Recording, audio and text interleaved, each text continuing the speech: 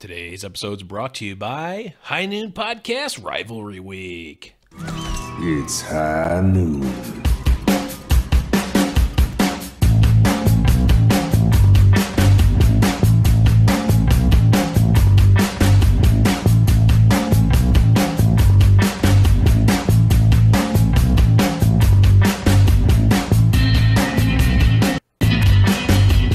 Hello, everyone, and welcome to High Noon Podcast, the competitive Overwatch podcast. I am your host, Evans. With me, as always, is Deathblow. What's up, buddy? Not too much. What's going on, man? Oh, it's this week again. Yeah, we're getting ready, bud. We're getting ready. This week again, where we have to. I hope you got your dukes up. I hope you got the Outlaws Are Coming audio track removed, queued up, ready to go. Deleted. No, I don't even know what you're talking about. Yeah, what song? I don't remember. Yeah, no idea. It's you right now. No idea what you're talking about. But we do have a full-fledged episode here and plenty to talk about and plenty to fight about. So let's just get right into it. First things first, as always, we got some new patron hype. This one's a big one, a real big one. We had a $10 patron from Joker. Huge shout out to Joker. Got him in the Discord already with his gold name and all. So huge shout outs to to Joker for that. Really helps out a lot. We are I completely forgot that I made this goal, but we are very close to a 12-hour stream goal. Oh, I boy. made this like a million. Oh, man. I made this like a long time ago. It's okay. I can probably do the first 7 hours or first 8 hours during the day, and then you can come in and take the night shift. Our chickens are coming home to roost on that one pretty soon. They sure are, and I could not be happier. But if you guys do want to check us out and support the show financially, go over to patreon.com/highnoonpodcast. Would like to also note that we are, of course, Razer affiliates. We've had a couple of people ask for the links. There's some, I believe, there's some items that are actually discounted. There's some items that you can get a free gift, which I think is like a Razer beanie and something else. I don't know. It's not like a straight discount across the board, unfortunately, but there is a lot of good stuff on there. So if you are looking to buy Razer products, let me know in Discord. I'll get you the link. You can also check out the link in the show description down there. I have it posted. And if there's anything else you need from Razer and you can't find it in the link, let me know. I will help you find it. But we had some new stuff come out all across the High Noon Podcast realm, of course. We have a new interview on the Blackwatch report from Toronto Esports, which just got announced as the official academy team for Boston Uprising. I believe that's a true statement. Yeah, it definitely is. So definitely check that one out over on the Blackwatch report podcast feed. It's not... It is under the High Noon Podcast umbrella, but we're letting our baby go roost somewhere else, and that other place being their own podcast feed. Of course, we have another episode of Around the Payload, and I don't want to give out any spoilers, but Deathblow was on the episode. So, Death, you can definitely put those down. You can Just stretching. Deathblow can definitely attest to how good of an episode that one was. As good as it could have possibly gone for my end. Yeah. No spoilers. I will say we do have another. We have a very spicy episode lined up for you guys for tomorrow, so keep an eye out for that. We'll be here right around a little later than right now, so around 8 o'clock Eastern Standard Time, twitch.tv/High Noon Podcast, and of course it will be on the High Noon Podcast feed. And we also had another episode of Foul Play, and I made my triumphant return to Foul Play, talking all about Fantasy Overwatch League. There may or may not have been an impromptu, unplanned XQC impression that happened. I threw that at you with no warning, and I got to say, you might not have been as big a fan of it, in review, looking at it after the fact. But I liked it. I thought you did a pretty good job with it. I think it can get better. But I also I was not prepared for it, and I had never, not only that, I had never even done it or even thought about doing it. So Definitely going to be interesting. And yeah, I also, it's not out yet, but I recorded the pilot episode, episode 0, episode 1, I don't know what you want to call it, of the NYXL fan show, unofficial, called Ever Upward Show. I basically just went over the format of the show and then went over some stuff that happened with them in the week. So definitely check that one out. That one's going to be, at least the first episode is going to be on the High Noon podcast feed. Probably will get its own feed very shortly, and it does have its own Twitter starting next week, every single one of our sub shows that's not this one you're listening to right now is going to start to appear in its own podcast feed. So this is a little bit of a intro. Gentle we're still going to reminder. put them. Yeah, we're just letting you guys know, and we'll remind you as we do this. And then again, when we fully flip the switch, all the other shows, Foul Play, Around the Payload, are going to stop appearing in this podcast feed. So now, before you're stuck and forced to go find them later when they stop appearing here, go find those feeds, Around follow the Payload them. left. They're there. It's there. Yeah, they're not going anywhere. All shows are going to continue to occur, but they're just going to have separate podcast feeds. It's going to help us to kind of advertise our viewership a little bit and hopefully help us grow. So hopefully you guys, enjoy the added organization as well. Yeah, it's definitely going to help us overall. And of course, everything is still going to be on the same YouTube. Everything is still going to be, everything is going to be exactly the same, except each show will have its own podcast feed. I don't think we're going to put the hot seat. We're probably going to keep the hot seat here, if I had to guess. But that one makes more sense because it's not as standard of an interval. But that's what the show did last week and the community did last week. Let's talk about what we did last week. Death, anything fun and exciting happened for you? I was just excited to get Overwatch League back, to be perfectly honest with you. It was a longer week than I anticipated to have off. So I was really, really happy to just be able to kind of get back into the rhythm and the routine. It's funny. I went from really, really enjoying my week off, and then Saturday hit, and I'm like, wait a minute. What do I do? I have 2 days off of not having to watch, not having to make content. What's going on here? It was a lot of fun though. I'm just glad the break is over. Didn't get to play. I wanted to play a little bit more to close out the season though. It was at season 9. I really wanted to get season 8. Okay. I really wanted to get a bit of a strong finish there to the ranked season, but I didn't get much of an opportunity to in this past week kind of go out with a bang. Well, I definitely went out with a bang. It just wasn't a strong finish to the season. Actually, for what it's worth, I hovered. I fell down quite a bit. And Taco can from OverwatchScore.com can definitely attest to some of our sessions of falling. But I definitely made up for it. I ended up right around 2,300, which was a little bit higher than what I had placed at. So I'm happy there. I think I'm slowly making progress. I'm trying to work in some DPS into my kit in terms of my heroes that I can play. Trying to play Tracer. It's not going well right now. Trying to get Tracer and Genji in there. It's not going well right now, but I can feel myself getting at least a little bit better, and watching the pros is definitely helping me in terms of my advice to you, my friend, would be to pick one of those 2 heroes. And it's Tracer. I just got bored one. It was literally today. It's going to be Tracer for sure.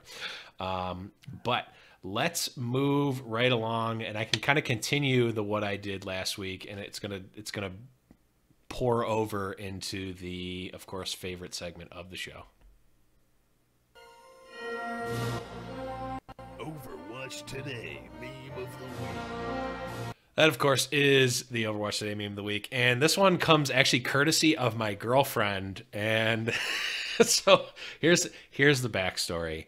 So I'm at her house and Overwatch League's on, and Overwatch League has been off for a week. It's week 1 of stage 2. I'm like, I need to watch this. And she's like, okay, you can watch on the TV. She has an Amazon TV. Okay. So she's watching with me.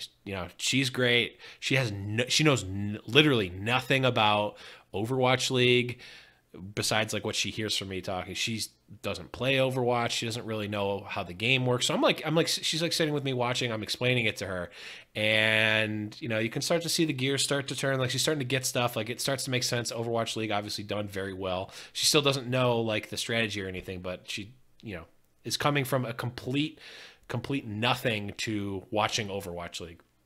So she's like, okay, this is all right. And I can tell, she's enjoying it kind of. She likes sports, but, not. And then they do like one of the little like segments in between, like either in halftime or not in halftime, but like one of the like little videos, and it's of Mickey. And she's like, oh, who is Mickey? Who is this Mickey? I love him. And just immediately, like the second she sees Mickey and hears him talk, she's like, I love Mickey. I'm a Mickey fan. I'm like, oh, you like the Dallas Fuel? She's like, I don't care about the Dallas Fuel. I don't like their colors. I don't like their look. I like Mickey. So I'm okay. Long story short here, and this is where the meme comes in. I tweet this out, and this literally happened. She says, you should interview Mickey on your show. I'd actually watch that. I'm like, ouch. But it's that meme where the stick figure guy like wants to say something and then is like, oh no, that's a good point. Because yeah, exactly. But yeah, so huge shout outs to her. She's great. She still loves Mickey. I'm like, I might meet Mickey. And she's like, oh my God, I want to meet Mickey. So that'd be cool. She is a diehard Mickey fan, and that's all she can talk about now for Overwatch League. So good stuff. I might have to like be a half Dallas Fuel fan sometimes now. So Nope, not okay. no, it's not okay.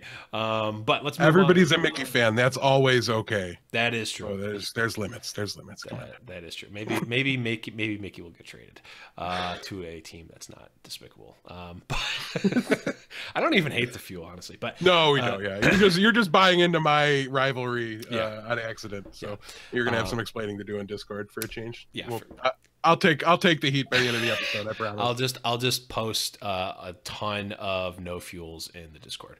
But we did get a little bit of player news. A little bit late here, at least in terms of the rest of the stuff. But we do know that Gambler from, I believe, Runaway. I don't know. I don't remember where he's from. Death might be able to fact check this while I'm announcing it. But Gambler is going to the Seoul Dynasty. I know he is a support player. Yeah, he's a former Luxury Watch player. He's been on Red. Okay. He's been on Blue. Spent a little time on a team called Blossom that I'm just learning right now existed. So yeah, I believe he had medical problems at some point that like forced him to step down, and that's why he wasn't. Honestly, that's probably why he's not currently right now a New York Excelsior. So because they really just picked up LW Blue. So yeah, but a solid player all around. It's going to be hard to find playtime with that support core that they have over there in Seoul. But nonetheless, as one team we'll be talking about shortly is learning, backups are important. They sure are. And yeah, I think, Seoul, honestly, Seoul has almost been crippled by their extra players. Like, I feel like Seoul would have done better in stage one if they would have only had 6 players. As weird as that sounds, or 7. Probably a fact. Yeah, because they can't accidentally take out Fleta, they can't accidentally take out Jaehong, and then maybe Miro gets enough playtime to get used to it. I don't know. We've talked about it ad nauseum across multiple shows, with the Seoul Dynasty kind of like juggling their roster for. I still don't know what reason, but definitely going to be interesting to see how they utilize Gambler moving forward. I don't know, Death. Do you want to give a quick little foul play snippet about Gambler? Do you think we should pick him up this week?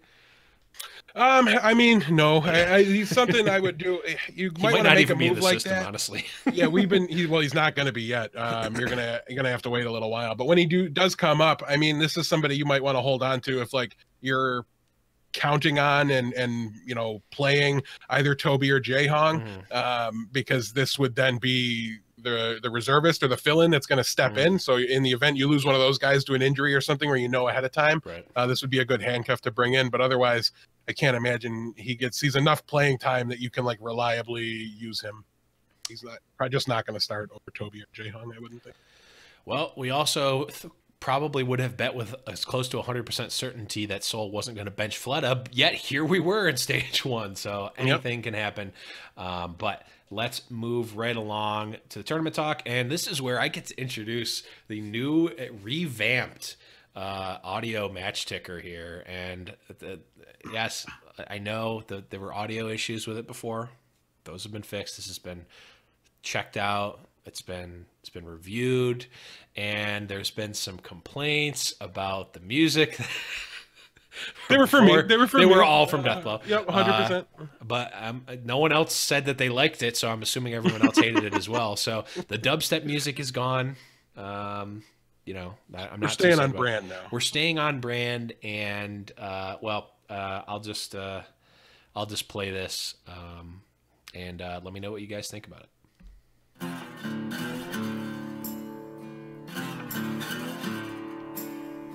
Hello, everyone, and welcome to the Overwatch League audio match ticker for Stage 2, Week 1, brought to you by High Noon Production.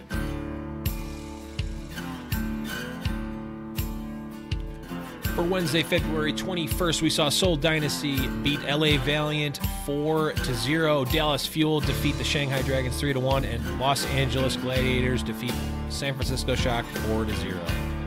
Thursday, February 22nd, the Houston Outlaws defeat London Spitfire 3-2, NYXL beats Florida Mayhem 3-1, and Philadelphia Fusion crushed Boston Uprising 4-0. Friday, February 23rd, the London Spitfire win the rematch against New York Excelsior 3-2, Dallas Fuel beat Los Angeles Gladiators 3-1, and Seoul Dynasty take out the San Francisco Shock 3-1 as well. Finally, Saturday, February 24th, we see the Philadelphia Fusion riding the High Noon bump 4-0 against the Florida Mayhem. The Houston Outlaws taking down Boston Uprising 4-0, and Los Angeles Valiant beating the Shanghai Dragons 3-0. There you have it. We changed up the music a little bit. We've got more of a Western theme for, I don't know, the most obvious reason imaginable. But huge shout outs to you, Death, as well as the rest of the H&P staff for helping me find that music and for getting something a little more cohesive, and also grilling me every time I'm lazy and I don't do enough of a sound check. So I guess it's probably just easier for me to hear my voice piercing through overly loud dubstep music. It's just what I want. But let's run down through here. We now are going to be responsible for two sets of standings. We've got the Stage 2 standings. We've got the overall standings. So a real quick recap. Obviously, basically, each stage is its own tournament. So Stage 2, wipe the slates clean. Stage 2 is its own tournament. That tournament, as well as Stage 1 and Stage 3 and Stage 4, are all entirely part of the big tournament, which is the Overwatch League playoffs. So we're just going to give you the standings for each because they are quite different, at least right now. So in the Stage 2 standings, we've got Philadelphia Fusion in first at 2-0, Seoul Dynasty, Houston Outlaws, and Dallas Fuel also at the 2-0, but Philly has +8 maps, Seoul +6, Houston +5, and Dallas +4. We then have LA Gladiators, New York Excelsior, London Spitfire, and Los Angeles Valiant all at 1-1. LA Gladiators being at the top there with +2 maps. New York Excelsior being at +1 maps, London Spitfire being at an even 0, and Los Angeles Valiant actually being at -1 map. And then we have at 0-2 Shanghai Dragons, San Francisco Shock, Florida Mayhem, and Boston Uprising. Shanghai actually being at the top here, ranked at number 9, which is about as high as we've seen them since. It almost broke it's not even on the website, and I think it's only because the website doesn't know how to display Shanghai anywhere but number 12. Yeah. So that's got to be why. They're at a -5, San Francisco and Mayhem at -6, and Boston Uprising at -8. So those are your standings for Stage 2 alone.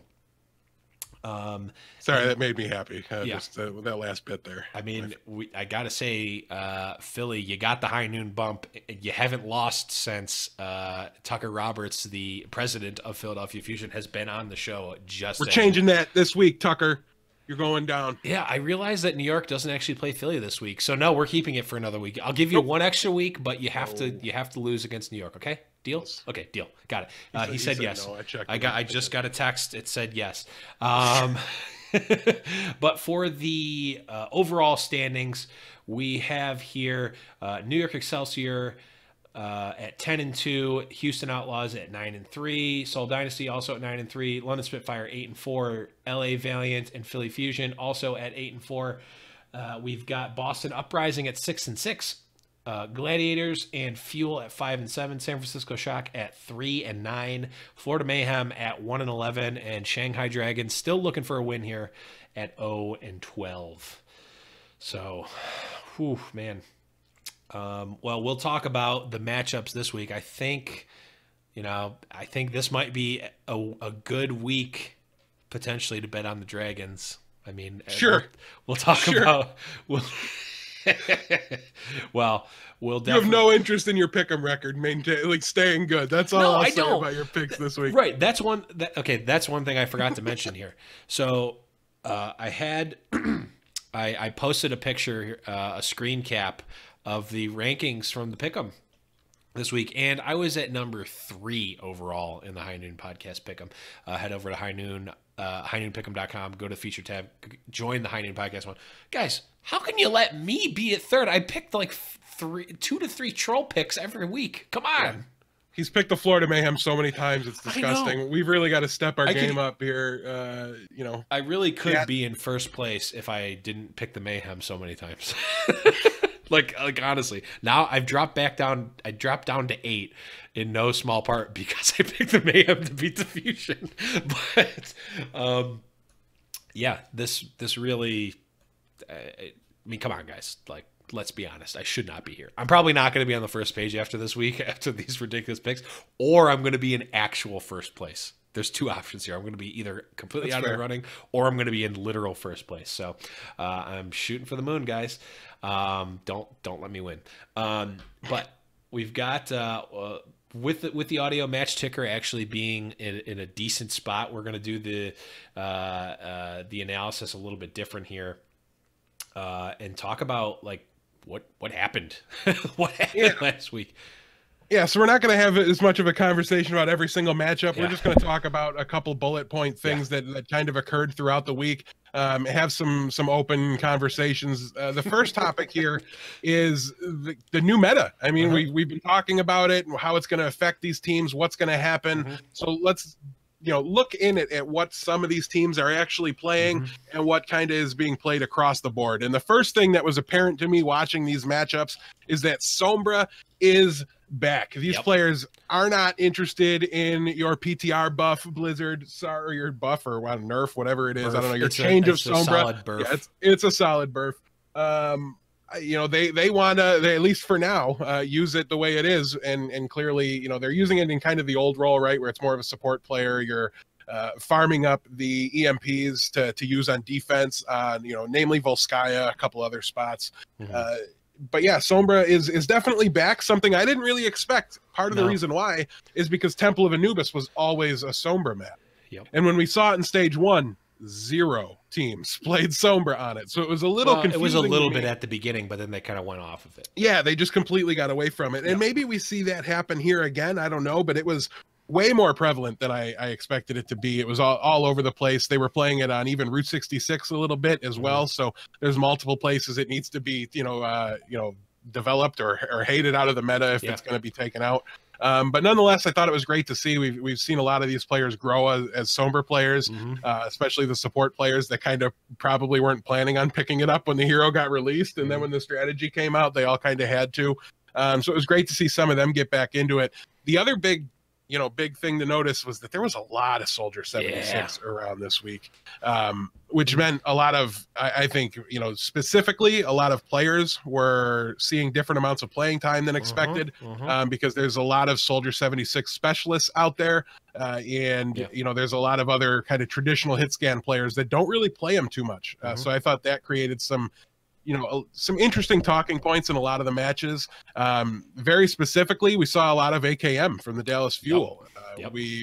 I said when they signed him, I didn't expect him to see a lot of play because I don't know how you're going to bench Effect for him. Well, they didn't, right? They just played Effect and AKM, which was the other option, right? Either you're going to be playing double hit scan, and a lot of these teams were playing a lot of Tracer and Soldier together. So it's going to be interesting to take a look at. I think one thing that was very commonly echoed from a lot of the players, though, was this meta is very unsolved, right? These guys had to balance ending last stage, taking some amount of time off because it would have been foolish not to get some amount of rest through the break, and then come back, reset, learn the meta, and what do you got left? You only had 1 week off. These are full week-long activities, taking a vacation, sitting down, boot camping the new meta and learning it. So I think a lot of these teams are still figuring it out.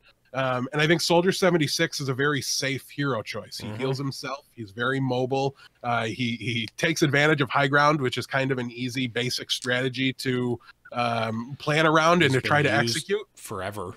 Yeah, teams aren't struggled, attacking Volskaya to go get that left high ground. Like they've been doing that since the very beginning.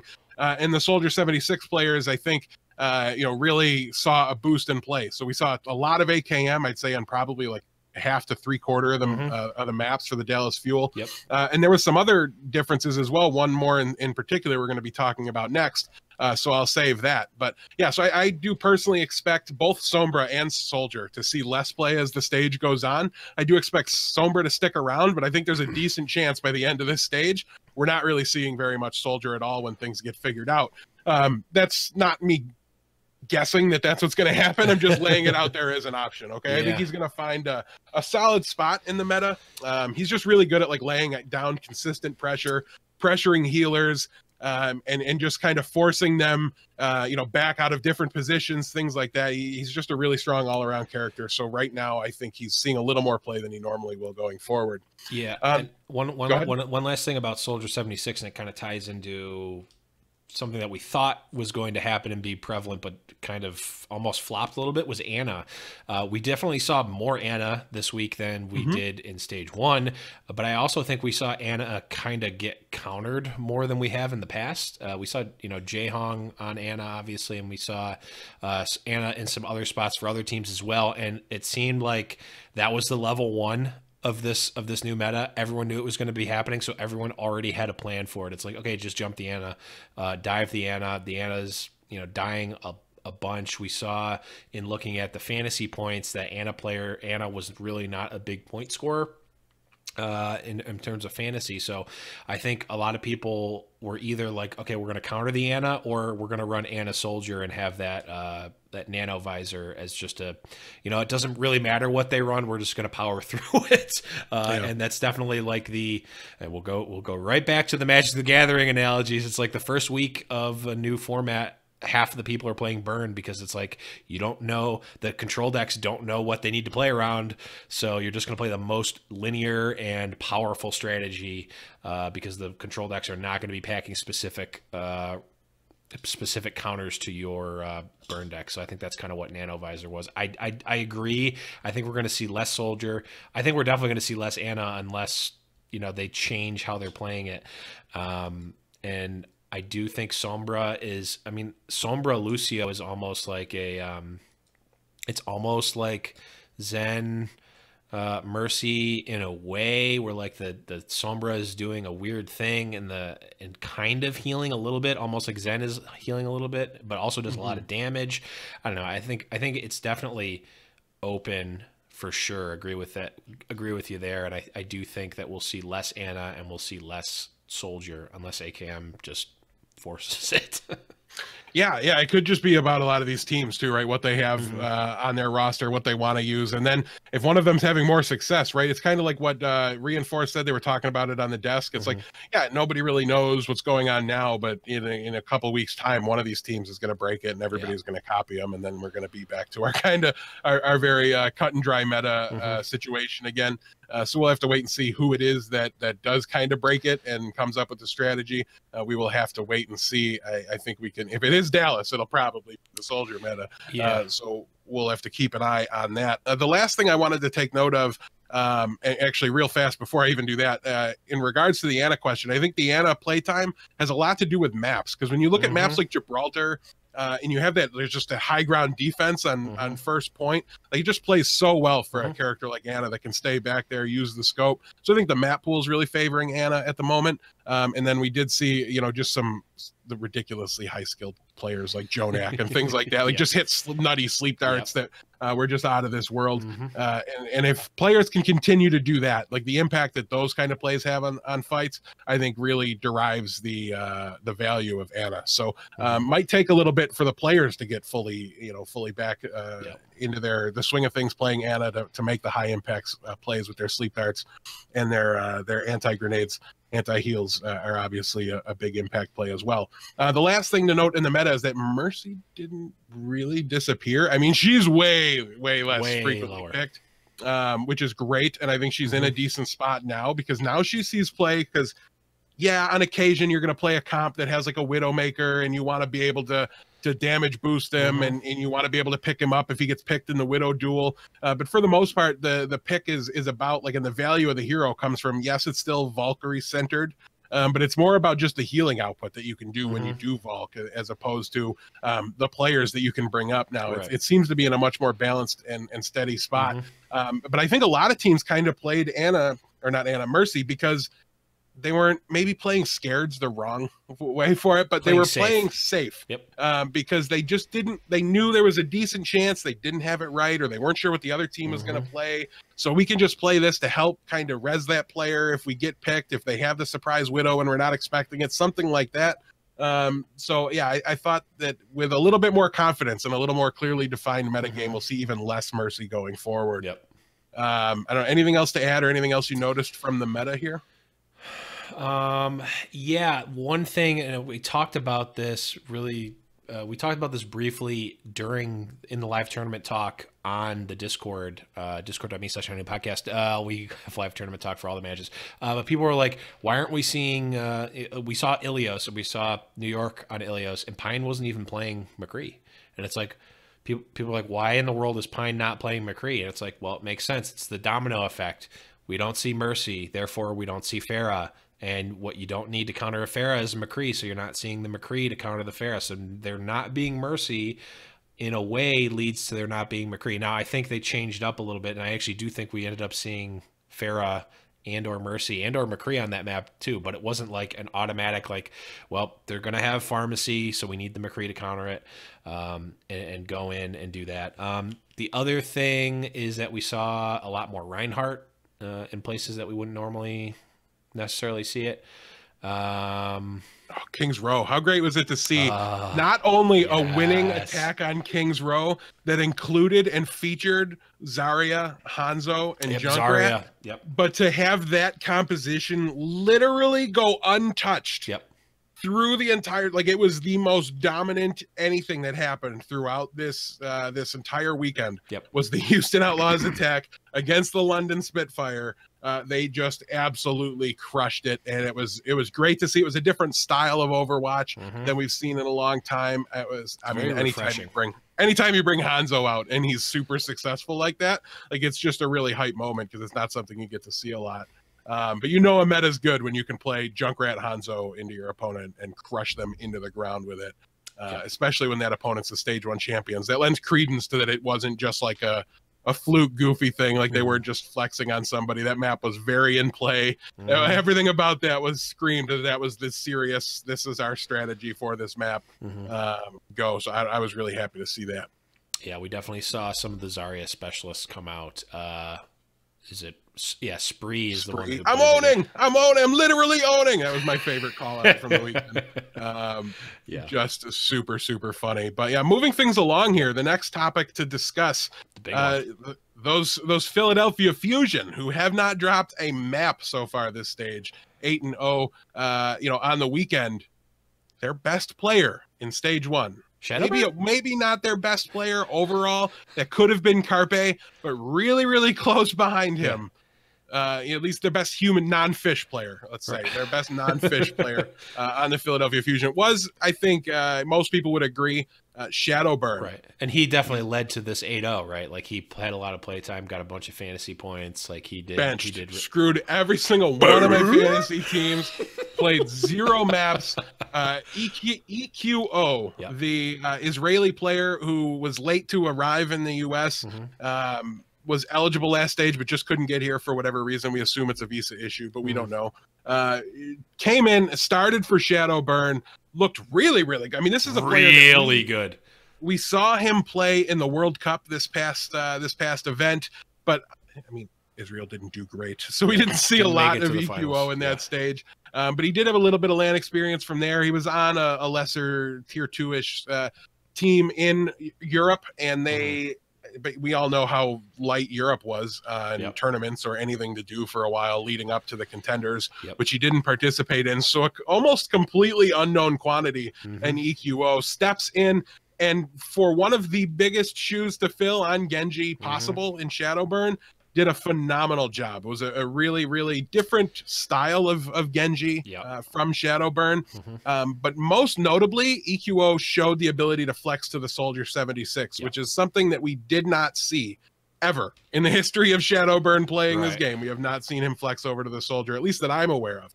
We've seen him do the Pharah to a high level, but hit scan's a completely different ballpark, and a lot of these players don't have the ability to cross over. And I'm guessing that the reason we saw EQO over Shadowburn is the want and the desire to play that Soldier 76. So I think this is something we're going to continue to see. I mean, we obviously can't know. This is just me guessing, but if it ain't broke, don't fix it. Right. This is a team that had huge consistency problems, and we're not seeing that right now in this stage so far. 2 great maps. So I'm really looking forward to seeing more EQO. I'll be looking more forward to it if I can pick him up in some of my fantasy teams. But nonetheless, I mean, as fantasy aside, this was awesome to see. Just the depth of talent that we don't even know about in this game is daunting to try to analyze and recruit and scout for these teams. So good job on Philadelphia. It's also worth noting there's like a screenshot of Name Twee, one of the coaches, I think the head coach for the Philadelphia Fusion. Who's been on the high noon hot seat before. He has been, he's been back a good while ago. He was on, but so he went out and went as far as to say he thought EQO was the best player on the Philadelphia Fusion, and that leads me to think this isn't a one-time thing. This was kept quiet while now it happened, and I'm guessing it's going to be a full-time swap here going forward, unless Soldier comes out of the meta, and then they might go back to Shadowburn here. But Blevins, what did you see from EQO this weekend? How hyped did you be about him if you were a Philly fan? I would be very hyped, especially considering that it started off of like, okay, Philly, we had a rough kind of finish to the stage. We won our last map. It was against Florida Mayhem in a maybe if we would have slipped up a little bit, we would have lost to the Florida Mayhem type of situation. To come back out, it's like, okay, we need to start off big, and you see the starting lineup, and it's like, guys, you call up. Hey, I just wanted. Do you guys notice that you didn't put Shadowburn in? Like one of your best players. Yeah. So you go from like kind of down, excited for the new stage, then you see no Shadowburn, and you're like, what in the world is going on? And your hopes and dreams go from 0 to all the way up when you start to see him play, because it was an immediate impact that he had. Like you mentioned, he plays a different style of Genji as Shadowburn. He does still, in some cases, hold his blade like Shadowburn does, but not always. Shadowburn basically always like the most conservative blade alter ever for Genji, whereas EQO, like, he gets it, he pops it off, he gets his 2 kills, and he starts building up that next one. So definitely big there. And I think we're gonna see. It seems like the Shadowburn, Carpe, EQO trifecta is almost going to be. It might almost be like Pine, Libero, SBB, where, okay, well, we need like Libero, like between the 3 of them, they can play everything. But like if we need, depending on like what 60% of the heroes we need to play in this mixing of maps, or on this map, we're going to play one of the 3 or 2 of the 3 rather. So I think, I don't think Shadowburn's has seen the last his last light on stage. I don't think that's the case because he's such an amazing player.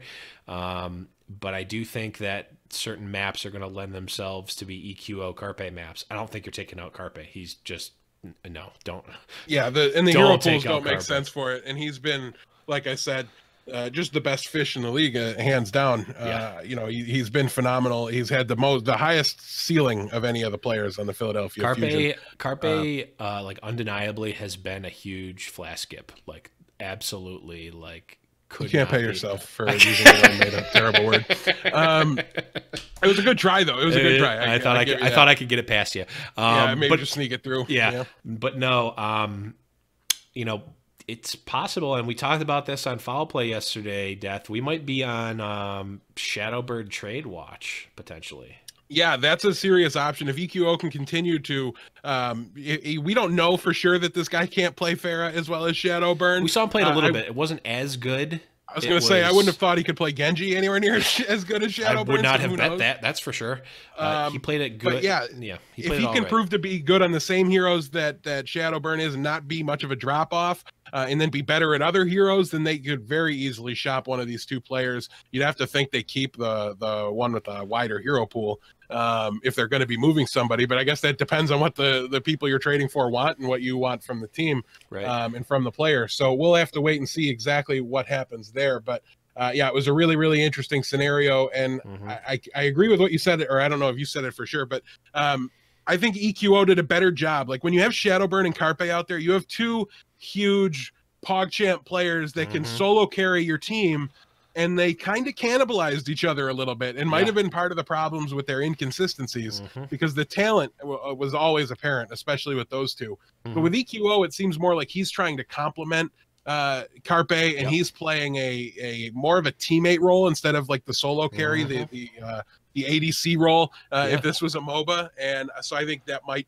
lend itself better to the team overall. And we know for a fact Shadowburn is a very quiet, stoic player. Yep. And EQO, I think, is more vocal and brings more to the team in that way. So it's going to be really, really interesting to watch this develop. And I would not be surprised at all to see Shadowburn or EQO traded.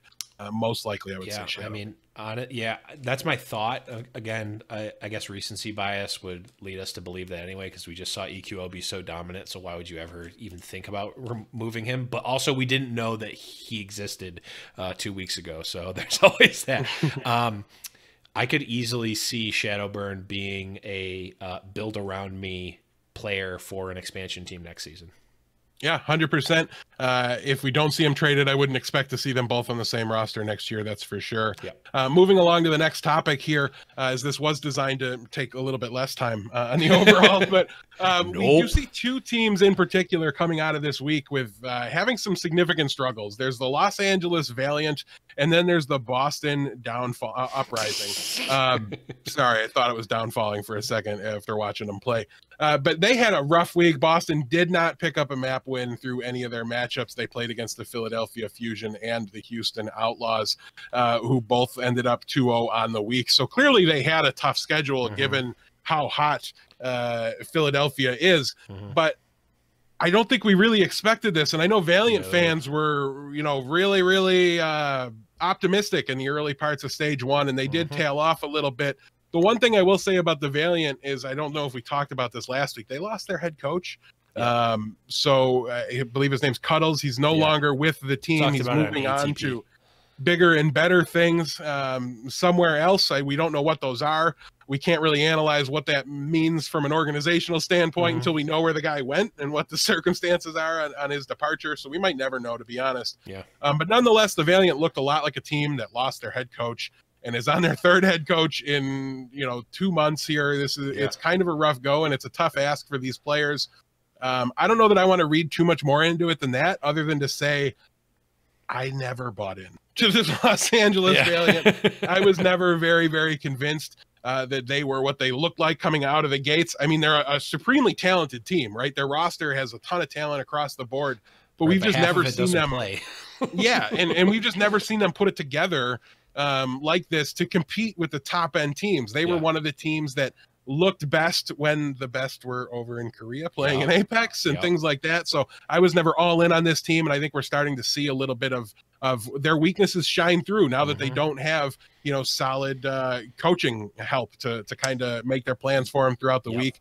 If you didn't think coaching was going to be a big deal in Overwatch League, I don't know what you were thinking. It clearly is, and that seems to be the biggest problem for the Los Angeles Valiant right now. They played Kareev.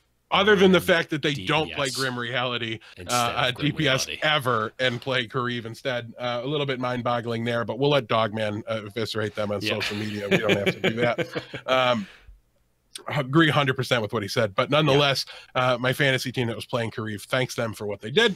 But let's move to the other team here, the Boston Uprising. As soon as they forced me to just buy in and treat them like a legitimate team that was going to be a scary contender in the Overwatch League, Season 1, they looked bad. Just nowhere near the dive team we saw from them in Season 1. And Blevins, I have a theory about this, and I don't know that you've heard it yet, but I want to hear yours before I go into mine.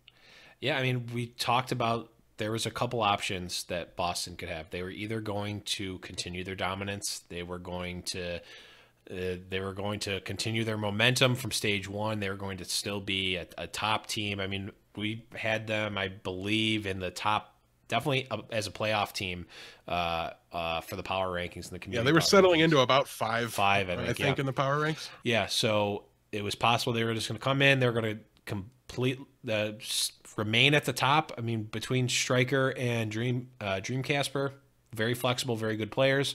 That was one option. The other option was they were going to new meta, wipe it right back down to where they were at the beginning of stage 1 and in the preseason, where they looked very bad. They looked very bad in the preseason. They did not look great in the first couple of weeks in stage 1. And it looks like that's going to happen. San Francisco early. They lost to San Francisco. I mean, they lost to New York, which I mean would be expected anyway. But you know, they lost to San Francisco, something that I don't think anyone would have bet on going into stage 2. Now it seems like they've kind of they need to ramp up again, which they need to do it fast if they want to, you know, make a run for a stage playoff, let alone a season playoff as well. And they can't, and they also really can't afford to keep doing this after every stage, especially if the meta shifts. New hero coming out, you know, potential changes. If every stage is going to have its own meta, Boston can't go carte blanche every stage and expect to be in the running. Yeah, and that's a little bit exactly what my thoughts are on it here. Is they made a point to go out and get these kind of blank slate players that they could coach and mold into what they wanted their professional Overwatch League team to be. So a lot of their players come from, you know, there's the Koreans that were on teams and were playing, and that's fine. And then there was like these kind of guys that came from tier 2, and we don't know exactly what level of preparation and VOD review they were doing, and we don't know how in depth their strategies were on these maps. And if they are going to come into every stage with a new meta and a new map pool and be reset to stage 0. That just means, listen, can they learn it again? That's what we're going to have to learn throughout the stages. Can they pick it up? Can they master the circumstances going into each stage? And yes, it's going to hurt them in year 1 if that's true, right? If they have to reset every single time. But when you think about how the stage is going to end, or how things are going to close out here, now we have like a month off or something in between the end of the regular season and the playoffs, which I think is ridiculous. Yeah, I don't know. I'm saving that rage for when we we'll get to that when we get there. It seems awful. It's absurd. It seems literal terrible. But we'll talk about that later. So there might be a meta shift there, and there's bound to be a new map pool. But this is only going to be a temporary problem if what I just laid out is correct, because they're not going to have to go back and relearn Horizon and Junkertown and all those maps they learned in stage 1. They'll still have them. They've set that up. So there might be a little bit of a reset. So if nothing else, just hope your team plays against Boston early, if that's accurate, because you're going to, in each stage, because you'll have the opportunity to get what looks like an easy win here. But I don't know, if they don't get better, then maybe they're just the team we thought they were, and they were a meta team or a map pool dependent team, and they're just not that good. Those are really the two options. Ninjas and Pajamas back in the day, where they really could only run that triple tank or quad tank, and then when it switched to dive, it was like, what happened to Ninjas and Pajamas? Right. They just might have been a Mercy dive team, oddly enough, and who knows. Obviously, anybody that's making a guess here is just speculating. We're going to have to let the results, play themselves out. But I'm much happier in this world where Boston's bad, so I'm glad to be back here. It's a much better place for me. But yeah, so I don't know, something to keep an eye on. Boston fans, don't panic yet. Still look for a new team, but just don't do it in a panicked way. Just realize, you picked the wrong one But in all seriousness, though, you guys should be fine. I don't expect this to be a long-term problem. But nonetheless, they've got a rough week this week. So it's going to be, it can potentially snowball away from them pretty fast. Right now, they currently sit in a playoff spot, I believe. No, just outside. They're in 7th place. So already got a little bit of work to do. Gave up their spot to the Philadelphia Fusion.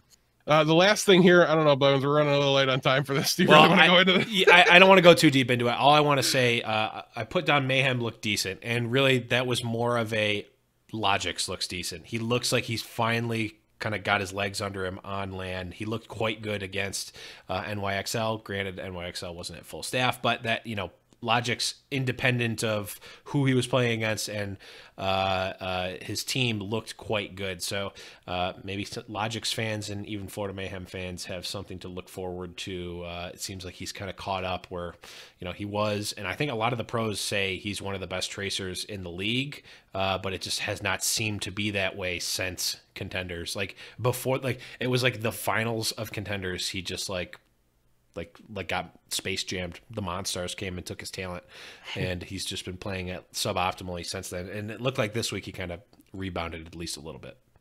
Everything you said is very accurate about the NYXL game. I do think he fell back off again in their second matchup. Obviously, it was a little bit rough there. Super dominant right now, so I don't know. I'm going to continue making New York's pretty dominant at the moment too. Yeah. And he looked okay there, but nonetheless, an inconsistent Logix on Tracer is better than a consistently bad Logix on Tracer that we've been seeing. Yep. So if this is a glimpse into what, if they're starting to get it back, it could mean good things for this team going forward. Definitely something to keep an eye on. He looked like the old Logix a little bit. When you look at the fantasy numbers, though, it still looked bad. But the eye test matters more on this show than it does on the Foul Play show. But yeah, so that was kind of your week 1, stage 2, week 1 in review. Yeah, and we are going to do something that we haven't done in the past. We're going to be trying out because of a couple of different reasons that we'll explain at some point. Maybe we're going to jump to a little bit of a break, and live viewers, we will be back in just a few seconds, and podcast viewers and listeners will also be back in some number of seconds, but we'll be right back. See ya. Hey guys, it's future, past, podcast, world, present, future Blevins. I don't know what one it is, but I just want to remind you guys, if you have not already, please go over to iTunes and leave us a review. It helps us out so much, and we will even read your review live on the show. It helps us out even more than being a patron in a lot of ways, although that also helps, and you can do that over at patreon.com/High Noon Podcast. All right, enough selling out. I'll let you guys go back to the show. See ya. Okay, guys, we are back, and we are ready to move right along in the show, and let's start off by... We're going to break it down, all the matches we have for next week, starting with Wednesday. We've got the Seoul Dynasty versus the Dallas Fuel. Both teams have 5 maps to plan for. Death, what's the breakdown here? Yes. So listen, this is a big match for Dallas, and their fans are hyped. This team is on a 4-game win streak. They look significantly better. Okay. Now that's the end of the nice things I'm going to say about the Dallas Fuel for a minute, because I just want to pour some cold water on this situation here. Yes, they look better. Yes, they've got all sorts of tools at their disposal that they didn't have before. And yes, the future looks bright for the Dallas Fuel. But let's take a look at what they accomplished over their last 4 matches, okay? The opponent map differential over their winning streak is a combined total of negative 86. 86. 6. Guys, that is bad. Okay. Now, that is the same 2 teams twice. That is the Shanghai Dragons and the LA Gladiators in back-to-back matches. We're not punishing them for playing against those opponents, but we're just putting things into perspective here. Right. And I think another stat to look at is when you look at their opponent, right, the Shanghai Dragons. I don't think anybody wants to make an argument that they're a strong team. And how they compared. Of course you do. You want to make an argument for Florida being a strong team every week, even though we've had like whole episodes about writing them off. But anyways, I digress. Sure have. Dallas is responsible for 50% of the map wins that the Shanghai Dragons have on the season. So they have, I think it's 6 map wins, and 3 of them are in the past 2 matchups against the Dallas Fuel. Not impressive stats to me when I look at them. Dallas still, like I said, there's a lot to look forward to. They're on the right trajectory. They're moving up. They're not there yet. So when I'm talking about picking a matchup that is the Seoul Dynasty versus the Dallas Fuel, yes, I really want to see Dallas be competitive in these matchups. I need to see you steal a map. I need to see you take a map against this team. Seoul's got their own issues right now. This is a winnable matchup. I'm not going to sit here and tell you that Dallas can't win this one. They're just shouldn't be anywhere near favored, in my opinion, and I think it's a little crazy to pick them. So I'm going to be taking the Seoul Dynasty here 3-1. I do think there's a decent chance that the Dallas Fuel come out of this week with a win, but I don't expect this to be the one. I mean, even when you look at, this is the first match of the week, so everything's even there, but five maps apiece. Like maybe if Seoul had 8 maps to prepare for this week, but they don't. They only have 5. So I think this is going to be about as even as it could be. Yeah, I think this is going to be a knockdown drag out. And right now, I just think Seoul is in a better spot. Their tank play is decided, right? Like they have their carry DPS figured out, and Dallas probably does too. That's probably a fact. But at the same time, like that's new to them, right? It used to be Taimu for however long, and that's not the case anymore. Are they going to be a team that struggles with all the substitutions they've been doing over the past couple weeks? Is that going to continue? We haven't seen Chipsgen in a little while. He was sick this past week. Custa was playing. We talked about whether or not Custa should keep that job because he did really, really well this past weekend. There's still a lot of things changing for Dallas right now. And recent change doesn't typically lead to immediate success, especially when you're talking about playing against a team like the Seoul Dynasty. Knock knock, it's EQO. He has a word for you. He does. He did not play against the Seoul Dynasty this weekend. And I would say the same thing about him if they were playing against Seoul this weekend as well. So I'm going to be taking Seoul 3-1 here. Blevins, who do you got? I have Seoul. I picked 3-0. I think we kind of figured this out by accident. I think 3-0 is the statistically best way to pick if you're unsure, or if you think it might be a 4-0, because it covers. You're still getting points for 4-0 because you're getting 50 points from picking the 0, and then you're getting 50 extra points from a 3-1, a 3 and a 3-2, and then if you get the 3-0, which has not been completely uncommon, you get the full 500 points. So most of my 3-0s are for strategic reasons, not because I necessarily think that 3-0 is happening. Yeah, mine are the same as well. I have a lot of them this week as well. So that's the last time we're going to explain this. The one thing I will say is every time we pick 3-0, we're being cowards a little bit and not picking what we think is actually going to happen. I need to hedge as many of these bets so that I can afford to make my bad ones. Yeah, you're throwing a lot of picks this week, so you've got some work to do.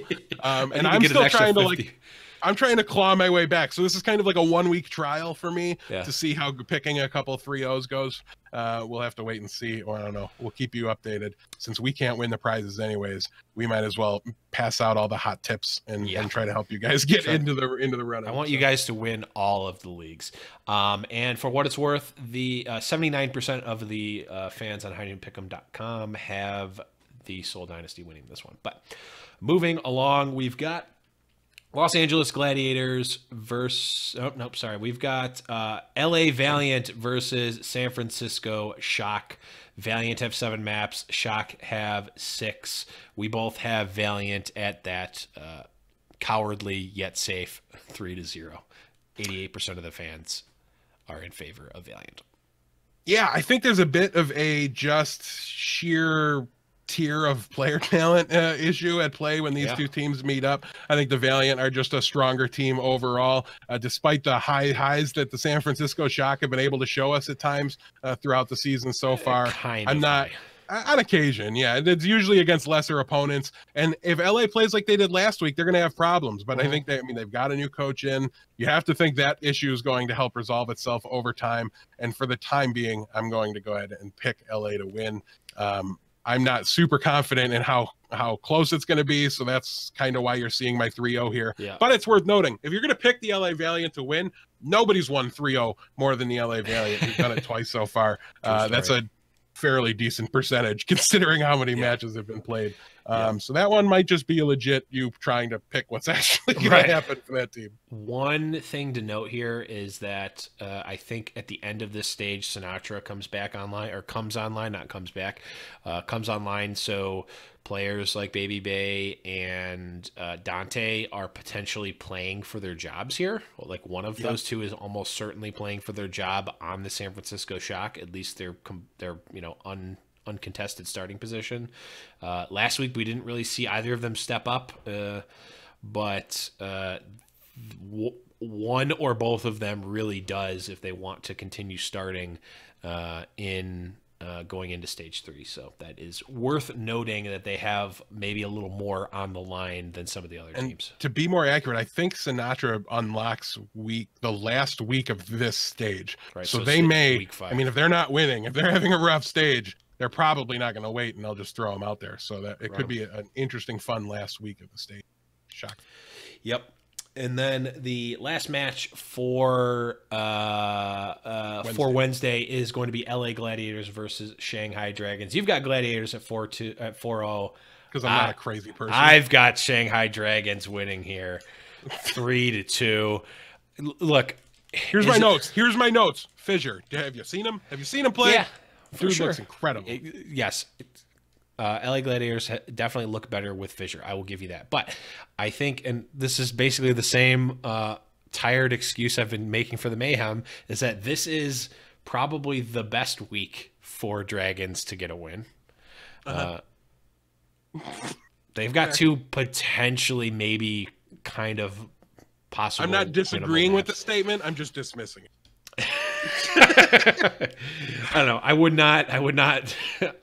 I need to not be in the top 10 on my own contest anymore, so I need to throw these here. But I'm going to be number 1 if Shanghai wins, because as 94% of the fans are in favor of Gladiators here. Look, I got nothing more. I just want the Dragons to 50 points for bravery. I will message the guy that runs Vine and pick him and see if he'll give them to you. Yeah. 50 pity points for bravery. 50 bravery points. No, and then if they win, you would get 550 points, and that would be the best outcome anybody's gotten from any result. That is true for the simple leagues. But let's move on to Thursday. We've got Florida Mayhem versus London Spitfire. Even I'm not crazy enough to pick Mayhem here. We've both got London winning 3-0. 98% of the fans have London here. It's worth noting we didn't go with that 4-0. You went 4-0 for Gladiators beating Shanghai, but you wouldn't give the 4 for London beating Florida. No, because if Logix has it in him to play like that, even inconsistently, you have to take Florida as somebody that can steal maps. Listen, if this was a lesser team, they might be, kind of in the running. Your next pick for them isn't completely crazy, though I'll still continue to make fun of you just for making it. This is not one where you expect Florida to be able to win the match, but certainly they could come out and steal a map. I'm not very confident in that, so I'm not going to predict it, but I'll take the one map away from London and not put it anywhere and call it. I agree wholeheartedly. Moving on, Houston Outlaws versus Philly Fusion. This one's got to be a sweater for you, man. That's after last week with Philly being so good. EQO. Yeah, I mean, Philly did have a little bit of a lighter week. Obviously, the Boston Uprising looked so bad. Yeah. That it was really difficult to try to. I mean, after it happened, right? We go, well, maybe Philly's ridiculous. We don't really know. Let's see Boston play against Houston. And then when Houston easy clapped them, it was like, okay, clearly, 2 weeks ago this was a knockdown drag out. Yeah. This week it's an easy clap. So something's amiss here with Boston. Yeah. So I do write that first match off a little bit more as the Boston downfalling than anything else. Yeah.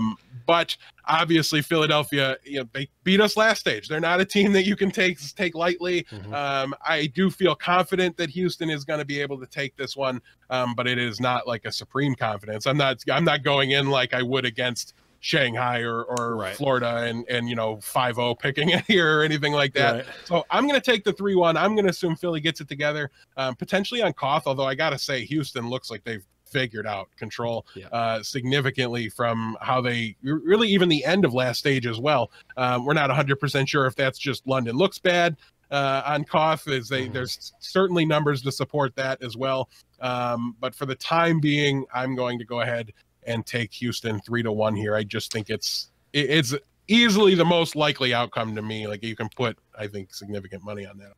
Yeah, I think it's a likely outcome, but I'm still going with Philly here.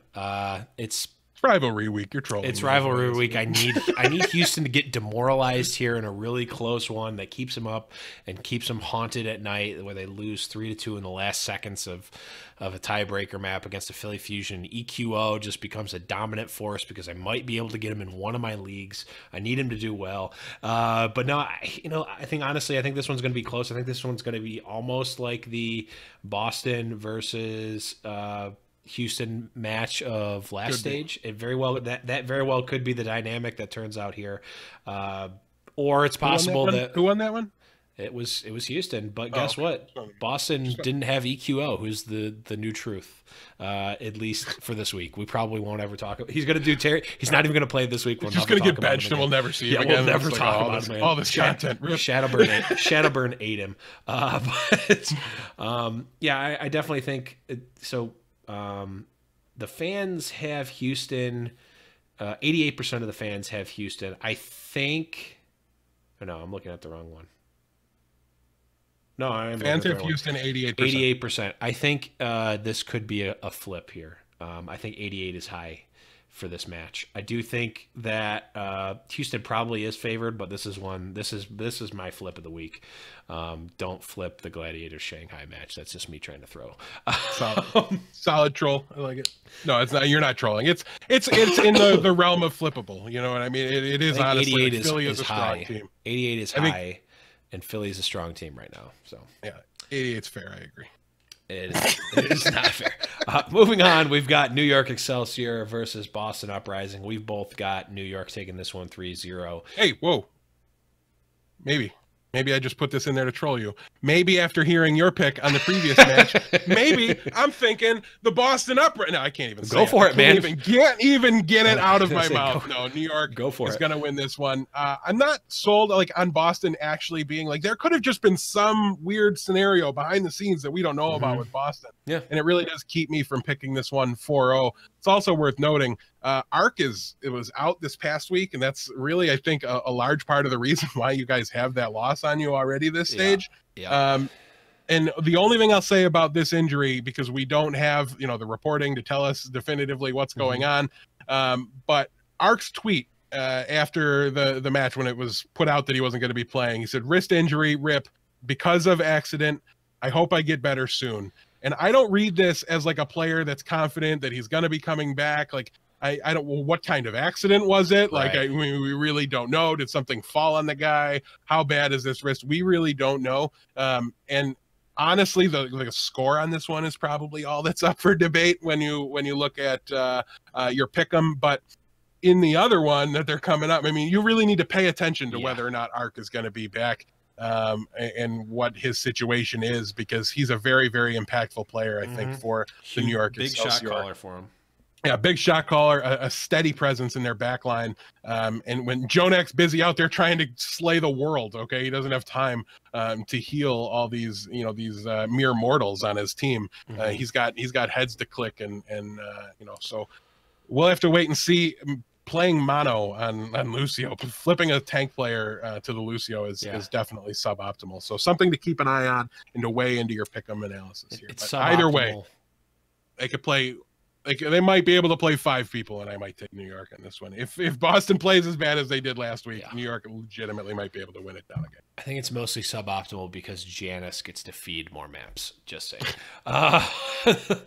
But moving right along to Friday, we've got Boston Uprising versus Florida Mayhem. Death, you've got Boston 3-2. I've got Florida 3-2. This might actually, and the fans have Boston 92%. This might actually be a flip of the week. I was going to say, I think this might be my flip of the week, and I'm not going to make it because I'm trying to make up ground and I don't believe in it. But this is one that I think like 92% might. Listen, go watch the Boston matchups and tell me you think this team's 92% to beat anybody because they didn't play like it this past week. Yep. I'm expecting them to get it together enough to beat Florida, who continues to struggle. But if Logic shows up and pops off and plays like he did against New York, easily could flip this one the opposite direction. So, yeah, I mean, if you're really far back and really need to make up ground, go ahead and consider flipping this one. But not a lot of... there's plenty of reward, but it's really, really risky. When the percentage is that high, if you flip it and you're wrong, you're buried. You're done. Yep. So if you're in the middle range, if you're on page 2, don't flip this one. Like I am. Right. You're on page 3 or 4. Page 2 is probably the most important one. Page 1, no one cares about that. I mean, I wouldn't know what it's like to be on the other pages, but okay, I'll stop gloating. You started from the bottom, and now you're here, Blevins. I think there's like that's a song not true. about I that. wasn't ever at the bottom. I was always at the top because it started off alphabetically. I don't even think that's true. Moving right along, your week one was a little rough. Yeah, it's true, but I did start from the bottom out here. Moving along, we've got LA Gladiators versus Seoul Dynasty. We've both got Seoul winning. I picked my cowardly 3-0. You picked a more definitive 3-1 here. Fans, 99% of the fans have Seoul here. Yeah, I mean, I've always had a bit of a soft spot for the Gladiators. I like them, I think, more than most do. They got significantly better. I do believe Fissure gives them the ability. I mean, against the Dallas Fuel, he single-handedly won that map that they won against Dallas on the control point. And he's that kind of player that he single-handedly can flip entire maps on his own. Still a lot of questions I have for the Los Angeles Gladiators, so I don't feel very confident they get more than one map. And I do think Seoul's going to take this one. It shouldn't be super, super close, but like I said, I think Fissure can provide this team enough of a boost to take a map. Yeah, I mean, if Seoul doesn't figure out their issues, and if they bench Fleta for some random reason, who knows? Yeah. Don't flip it. I would not flip this one. Last match on Friday is Dallas Fuel versus LA Valiant. We both have a 3-2 score here, but you've got Valiant, I've got Fuel here. 59% of the fans are actually in favor of Dallas here. Yeah, 59% of fans don't realize. Actually, that's probably just like the percentage of Overwatch League fans that are fans of the Dallas Fuel. Have drank the Dallas G Fuel. Is that what you the Dallas Fuel Aid. I could see that for sure. But yeah, listen, this is an interesting dilemma, right? These are teams in the opposite direction that are probably pretty close, right? They're moving in opposite ways. They're moving towards each other in the middle, and this is the fight here where one they're passes meeting them the other. Exactly. I have not very much confidence in this one, but I just have to think, that the Valiant have a little bit more, I don't know, panic in them. Like I think Dallas is starting to get a little bit of that swagger back. And I mean, if they're going to go out there and they do lose that first match to Seoul, it could completely snowball things back in the opposite direction for them. Like I do view Dallas as a team on the right track, making waves, but potentially pretty fragile, right? Because of what their issues were in stage 1. Once they start losing again, it could completely collapse back down the opposite direction. I'm not guessing. I'm not betting on that. This is going to be close. I expect this to be potentially the map of the week. Yeah, no, I mean, I'm not like on a collapse. I'm not betting on a collapse, just a loss here. Gotcha. So yeah, this one should be really, really close. And this one is basically it's a coin flip on the stat sheets here. 59% from the fans for Dallas. So I think this, if you're a Dallas Fuel fan or if you're a, hashtag no fuel fan, I think this is going to be a match to watch because I think we either see, like you said, this is exactly the two teams meeting somewhere in the middle. I think we either see Dallas rise back up or, get squandered right back down. I think it's going to be an interesting and fun one to watch one way or the other. Moving on to Saturday, we've got Philadelphia Fusion versus London Spitfire. We both have London winning here 3-1, and 89% of the fans have London here. Any sort of chance here for Philly, or is this a done deal? Sure, they could be exactly as good as they look. Like, it could be that Boston's just fine, and Philly, in fact, leveled up that much. Mm-hmm. Houston leveled up over Boston in the break. Like, all these things could potentially be true, and Boston's fine. And that means that Philly's just that dominant. And listen, London is still doing some adjusting. They played Hagopin over Bedosin at the flex support. I don't get it. I don't know what they're doing with that particular decision. But so that does create kind of this window, but on the overall, I just think London's a more complete team, more capable of adapting, and London or Philly is that team that is currently adapting, right? Like, we're not even sure who they're going to be playing as their 6 right now. That's always true for London, but right now it's a little more murky on the Philly side. Yep. Could easily, I mean, this one I won't fall out of my chair surprised if the Philadelphia Fusion win this one. But I don't know. And you can honestly very easily make this your flip of the week if Philly beats Houston earlier in the week. This one is anybody's ballgame. All of a sudden, if Philly beats Houston, all of a sudden the sky is basically the limit for Philly. And we will have realized that we have too much power with the high noon bump, and we might have to start screening the interviews more. We will only interview 2 teams worth of players. But speaking of 2 teams worth of players, we have the rivalry week here with the High Noon podcast. We've got Houston Outlaws versus New York Excelsior, and to the surprise of no one, Death picks Houston here, and I'm picking New York. You've got Houston 3-1. I've got New York 3-2. Talk to us about this one. Sure, that map that I'm not giving to New York to force it to 5 is because I don't think Ark's going to play. And if Ark doesn't play, I think Houston is a team that is, at least on the last 3 maps, airtight. And I don't know what they're going to be doing with that first map. They played just kind of more of the FNR GFE core with Clockwork and Bonnie in the first map. And then they brought in, Raucus and Jake into the second maps. I don't expect that to continue, but I just think Ark being out is potentially such a difference maker for 2 teams that are as airtight as it gets right now in Overwatch League and are playing at their best. Losing a support player, a linchpin player like Ark, is going to be really detrimental. And I'm guessing your pick is that with or without Ark? What are your thoughts on Ark here? I'm sure you'd pick them either way. I'm picking them either way, but I think with Ark, I mean, it's tough because even if they have Ark, we still have not seen them in new meta with Ark. So I imagine Ark is going to add to the team for shot calling purposes. I'm hoping that they're going to be obviously studying the Houston play and be able to play around that. But, this is one, and the fans here have New York barely in favor at 52%, and it's entirely possible that it's flipped over. Yeah, I think the fans are pretty accurate with this one. This one is right there. There's a reason there's no over-the-top banter between the two of us this particular rivalry. I think we're both keeping the cards close to the chest here because I think this one's going to be close.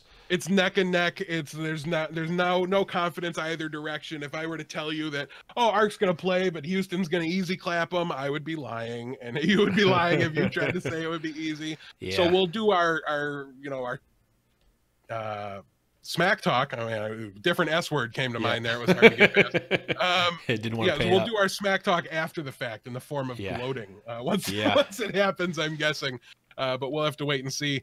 Either way, I mean, this is number 1 and number 2 in the standings. And listen, these guys are tied in map differential. Okay. Mm-hmm. So if both teams win their first matchup of the week and there's not like a huge shift in the map differential, we could be talking about this deciding first place in the standings. This could, if it was the first matchup of the week, could flip the standings first and second place. So this is a big game. And I can tell you right now, I know Houston, just by watching their video content, they measure themselves against Nixle because they view them as one of the best teams in the league. And I don't think there's too many teams out there that would be able to honestly tell you they don't view Houston as one of the best teams in the league anymore. So this is, for all intents and purposes, right now, as good as it gets. This is everything. This is East versus West. This, you know what I mean? Like this matchup has it all. I cannot wait to see it. And I cannot wait to gloat after the victory. I'm going to be happy either way as long as New York wins. But let's move on to the last match. I mean, it's so like, how can we even talk about this next match after we have like the pinnacle of Overwatch being played? And then I don't know, but if we can't talk about it, we're not going to be able to watch it. Right? Yeah, we're gonna have the best match ever played, and then we're gonna watch the Shanghai Dragons versus San Francisco Shock. You know, I'm picking it here. Shanghai is going 2-0. They're going to triple the number of, or no, they're going to add. They don't even have the infinity percent, like just to add. For some reason, I thought they had one already. They're gonna end this week with 2 wins. You've got San Francisco winning 3-1, which is the correct pick, or the safe, or likely, logical, smart, whatever word you want to use. It's that. But you know what? Have a little bit of belief, okay? I think the Shanghai Dragons are a lot like Tinkerbell. They're a lot like Santa Claus. They can't function if we don't believe in them. And they need the hearts and souls of Overwatch League viewers to believe in them and to take their power to be able to beat the San Francisco Shock. So listen to it and know it's going to happen. The Shanghai Dragons are going to win. I have rooted for, spammed for, and everything in my power to send my energy to the Shanghai Dragons so far. Anytime they're playing against a team that is not the Houston Outlaws, the New York Excelsior, and I couldn't make myself do it against the LA Gladiators. So listen, there's only 3 teams I will ever not root for them against until they get that win. After that, I'm probably not rooting for you anymore. I'm not picking a man. Some of us aren't in the top 10 of the pick'ems. Some of us have to do some work to get there. Notably, though, you might be able to do a little work picking San Francisco here because it's only 85% by the fans, which is crazy. Yeah, I mean, 15% of people believe is all I'll say. That might be a good show title too. But that's going to bring us to the end of the week for next week, and it's going to bring us to the end of the episode. Any last minute stuff here, Death? No, you've got to be glued to your monitors, your television sets, however you normally watch it on Saturday. Yeah, this is going to be a phenomenal week. Really 2 great weeks to start things off. There were a lot of good matchups this week, even if they didn't play out. I think the storylines carried some matchups that weren't necessarily super exciting. I know people really, really enjoyed watching the Houston-Boston matchup, notably the Kings Row map there. If you haven't seen that match, go back and watch that map in particular. It was crazy, came down to the absolute wire. I mean, we already told you it's a 4-0, so you know it's going to happen. But it's great to watch nonetheless. And the last thing I want to shout out is, if you're like me and you're interested in coaching, or if you're interested in playing at an organized level, a couple of pro players that I've noticed, and I'm sure more are doing it, and I just haven't noticed it yet, but Jake and IDDQD have both been doing VOD reviews on stream. Really, really incredibly valuable resources that I've been trying to absorb as much as I possibly can of, because that's exactly what I've been trying to do to enhance my coaching ability, is to be a fly on the wall during VOD review sessions for high-level teams as high as possible, to be able to get a glimpse into the strategy and what their thoughts are. So, you know, if you're a Houston fan, watch Jake's, because he gives you insight into like what was going on in their comms at the time, things like that. When I watched IDDQD do it, he was reviewing Gladiators versus Fuel, so it wasn't even his team involved. So just a really, really valuable asset if you're trying to get better at this game and you're trying to understand it analytically more. Both of these players are doing it, and I'm guessing it's going to become a trend because they've been like top viewers for Overwatch while they've been doing it. So I expect it to continue. Shout outs to Spree for just I'm owning like the call out of the week. It was awesome. I've never been so excited to hear a player just yell about how badly he's owning in the middle of a match. It was a lot of fun, and I hope the fun continues this week. Yeah, it's almost as good as Effect saying, "Please kill Cool Matt." Someone Kill Cool Matt, please, please. Oh, it's so lines good. like these that are going to make us love the Overwatch League even more. But So far, all the good ones are like against Houston, it's just the best. Or at least by Houston, or like about Houston. Yep. So good. Yeah, and also Houston's comms being accidentally Korean was also pretty funny. But that is going to bring us right to the end of the show. Thanks, everyone, for watching. We had a nice little live viewership here. Thanks, everyone, all the patrons. We got some new patrons. We are actually really close to doing a 12-hour stream, which I can't believe I ever put in as a goal. We're very close to that. So if you were borderline wanting to be a patron or not, well, everything you put towards is going to bring us very, very close to doing a 12-hour stream. So keep that in mind. It will lead to us throwing away a Saturday night into a Sunday morning, I'm fairly certain. Yeah, it's gonna be great. We might have to save it for the in-between week for the stage, but we'll figure it out. And it'll happen. You guys It know will happen. certainly happen. But yeah, that is in fact going to be it, guys. Thanks to everyone who watched. Thanks to all the patrons. Thanks to everyone in the Discord. You guys are the best, literally the best Overwatch League Discord. It's just not even close. I'm sorry, everyone else. You guys everyone has great Discords, but it's just not close. It really isn't. So head over to discord.me/highnoonpodcast. Get in there. And yeah, remember, all the stuff that we do can be found at highnoonpodcast.com, whether it's the flagship show like this one, Foul Play for fantasy, Around the Payload for shenaniganry, I guess is probably the best word to use for it. The interviews, all the stuff that we do, all of the other things, everything is over at highnoonpodcast.com. But for Deathblow, I am the Blevins, and remember, guys, it's high noon.